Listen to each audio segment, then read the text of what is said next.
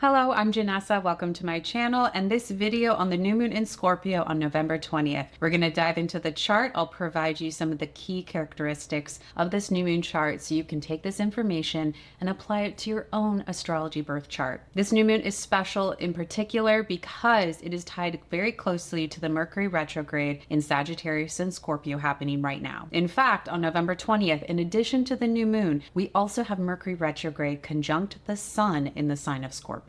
This forms what we call in astrology a cazimi, and Mercury will be in the heart of the sun on that date. But we'll make sure to unpack all of that energy together. Thank you so much for being here. If you enjoy this kind of content, please like the video, subscribe to my channel. Also, instead of including horoscopes at the end of this video, I am putting out short form horoscopes on Instagram, TikTok, and YouTube Shorts. So if you want a mini horoscope specific to your rising sign, make sure to subscribe here. Or also, if you hang out on Instagram and TikTok, I'd love to connect over there as well. Without further ado, let's get into the analysis for the new moon in Scorpio on November 20th. Here we have the new moon in Scorpio chart for November 20th, and this is based on the location of New York, New York. So you may need to adjust this depending on where you are in the world. But as you'll see pretty quickly, there's a lot of Scorpio energy on this date. We have the moon and the sun both at 28 degrees of Scorpio. And at the time of the new moon, Mercury retrograde is about to conjoin the sun as well. Mercury is at 28 degrees of Scorpio. And we also have Venus at 16 degrees of Scorpio. So this new moon is going to emphasize Mercury themes, including communication, strategy, travel, movement, our mental processes in general, but it's also going to emphasize relational aspects of our lives because Venus is there. And Venus doesn't just signify relationships, it also connects us to our resources, to our assets, as well as our values. What's the foundation of what we care about in our lives? So with Mercury retrograde almost exactly on top of this new moon in Scorpio and Venus co-present in the sign, this is a very intense new moon. And in general, new moons represent a time in a cycle when we are allowing things to come to an end so we can open up something new, a new beginning, a new intention, a new process, a new experience. And this is why looking to see what house Scorpio is connected to in your birth chart is very helpful, because that will help you reflect on what areas of life this could be impacting. For example, if you are Scorpio rising, meaning your ascendant is in the sign of Scorpio, this is a very potent new moon for you because it's impacting you as an individual, but also potentially your body, the way you present yourself, and overall the decisions you make with your life direction. So stay tuned for those mini horoscopes for more information for the other rising signs. But I'll also say, just as a little preview, if you are Pisces rising in particular, you could be feeling this a lot as well, because you'll see that this new moon and Mercury retrograde energy in the very late degrees of Scorpio is forming a trine with Neptune and also Saturn, both of these planets being in retrograde in the sign of Pisces. So in particular, if you have natal placements around those degrees of Scorpio or those degrees of Pisces, you might be feeling this energy a bit more than others. Another point to consider with this new moon is the fact that the sun, because it's in the late degrees of Scorpio, is about to move into the sign of Sagittarius or have its ingress into the sign of Sagittarius. So this is going to represent a shift in our conscious attention, our awareness, potentially even our sense of identity and what we're focusing on. So I would describe this as a punchy exit for the sun from the sign of Scorpio, moving into the sign of Sagittarius soon thereafter. With this analysis of the new moon in Scorpio, I also want to highlight for you how you can use astrology transits with retrogrades to outline specific stories that could be playing out for us in our lives that are activating us and our circumstances on particular dates. And what I mean by that is November 20th, we have Mercury retrograde conjunct the sun at 28 degrees of Scorpio. This is the cazimi point. This is the point in the retrograde cycle where there could be some sort of clarity or insight that comes forward, or some sort of pivot or shift in the Mercury retrograde experience we're having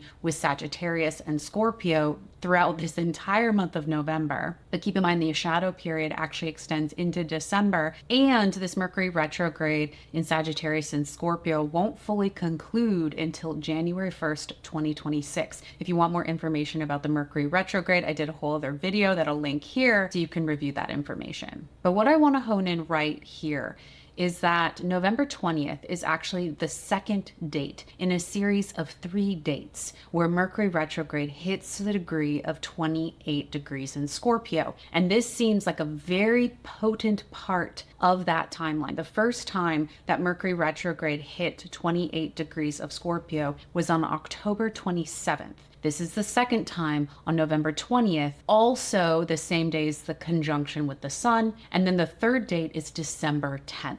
And this is what happens when we have a planetary retrograde and a planet is moving forward, then backward again, and then forward again. It's going to hit a set of degrees 3 different times. And the way we can use this in our own reflections of our lives and what's going on is to just note, you can think back, it wasn't even that long ago, October 27th, I believe that was a Monday. What was going on in your life on that day? And ask yourself if there are any events or experiences on October 27th that specifically connect to the Scorpio area of your chart and the house connected to Scorpio. Because in many ways, that was the beginning of this 3-part story. The second part is going to be November 20th with the Cazimi, with the new moon in Scorpio. And keep in mind that whatever events and experiences might get churned up on November 20th, there's still a third part or conclusion or integration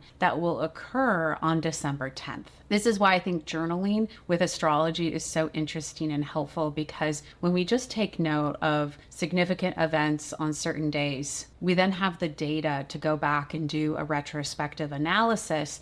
And when we look back, those insights, that information can help us understand what we're in right now and what we may expect moving forward. And this is underscored by the fact that this new moon in Scorpio, a time to set intentions, is so closely connected to Mercury asking us to review information from the past, recalibrate our understanding of where we were and where we are, and potentially even where we're going next. So this new moon in Scorpio, of course, could be a helpful point to set intentions or a transition point, something coming to an end, so something new can open up in the Scorpio area of our charts. And if I were to give you a question to represent the energy of this new moon in Scorpio, I would ask you, what needs to be released so you can fully seize a new beginning? What needs to be released so you can fully seize a new beginning? And what needs to be released is going to be very specific to you, to your chart, to your life. But notice how I don't say to accept a new beginning. This is to seize something. This is to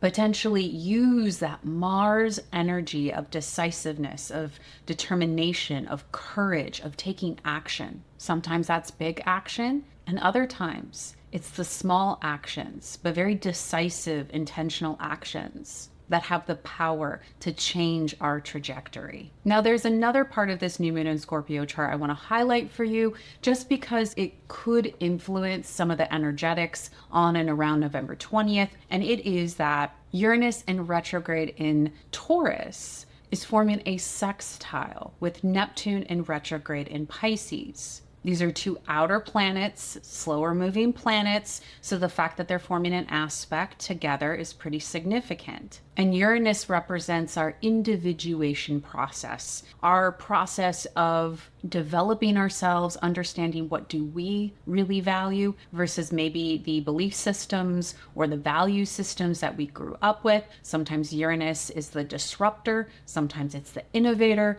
the rebel. And when it's forming a sextile with Neptune, Neptune is bringing in that energy of our dreams, our fantasies, our ideals. At an extreme, even our delusions. So this energy allows us to tap into potentially a more authentic understanding of what we really want in our lives. And I think it's important to not get caught up in what may feel a little more erratic or delusional. Stay connected to the earth. Tap into that Taurus earth energy. Look to see where Taurus is in your chart, where Pisces is in your chart. And remember that you are empowered with this choice point, this sextile between Uranus and Neptune, to make decisions that truly align with your values. Those are the key points for this new moon in Scorpio. I'm wishing you a wonderful new moon. Please feel free to drop a comment below if you have any follow-up questions. Thank you so much for being here, and I look forward to connecting again soon.